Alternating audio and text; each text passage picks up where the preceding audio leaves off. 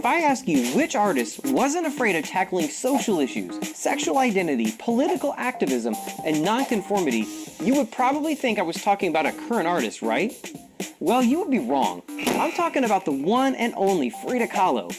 Don't believe me? I bet I can change your mind. Watch this. This episode is funded by the Glick Fund and the Crystal DeHaan Family Foundation. Frida Kahlo was born in Coyoacan, Mexico in 1907 in La Casa Azul, a tiny blue house where she lived most of her life. By the time Frida hit age 6, she contracted polio, which caused her to be bedridden for over 9 months. But that didn't stop her. In school, Frida was known to be very outspoken and brave. Her dad was by far her biggest champion and encouraged her to play soccer, swim, and even wrestle. Of course, at the time, girls were not known to play sports, let alone wrestle.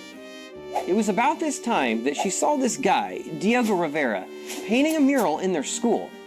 Frida, who was a bit younger than him, like 20 years younger, told a friend, "I'm going to marry him." Life went on, and in 1922, a bus Frida was riding in collided with a streetcar, and she was seriously injured. A handrail impaled her hip, and her spine and pelvis were fractured. I can't even imagine the pain she was in. The accident left her in a full body cast for 3 months. To kill the time, her parents bought her paints and built her an easel she could use in bed. In 1928, that same man from years earlier, Diego Rivera, discovers Frida and her paintings and is super impressed. They were married a year later. Their marriage wasn't exactly average, and they were often referred to as the elephant and the dove, which seems pretty accurate. Both had several affairs, one of which Diego had with Frida's sister, so needless to say, it was complicated. Frida often traveled with Diego as he was commissioned for murals throughout the US. Frida was often seen in New York with her signature bright gold, beautiful clothing, which celebrated her culture. Soon after, Diego gets himself into a dispute with the Rockefellers over this mural, and they head back to Mexico. In 1939, Frida heads to Paris, where she gets to meet artists such as Joe Miro and Pablo Picasso, who loved her work. In fact, the Louvre bought one of Frida's paintings, the first ever from a Mexican artist. Unfortunately, Frida's health continued to deteriorate, a story told through this painting called The Broken Column. Finished in 1944, this gives you not only a glimpse into the health struggles she had, but also the incredible artistic skills she possessed. Frida definitely used art to express all the physical challenges she faced, which was incredibly brave.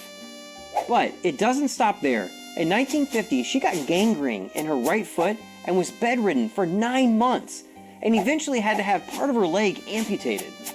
However, she still kept creating and staying politically active. In fact, in 1953, she had a solo exhibit, and on the opening day, she had her bed delivered to the gallery and had to arrive via ambulance. That is determination. Unfortunately, soon after, on July 13, 1954, Frida passed away just before her 47th birthday. I'm not sure which part of Frida's story is more powerful, her struggle and ability to keep working despite her health, or the work itself. Frida's fame has grown since her death, especially in the 70s during the feminist movement, as she was admired as an icon of female creativity. Let's face it, she makes Wonder Woman look like a joke. Yeah. By the way, the film Frida that was released in 2002 was incredible. You should definitely check it out. Until next time, be outrageous. Thanks so much for watching.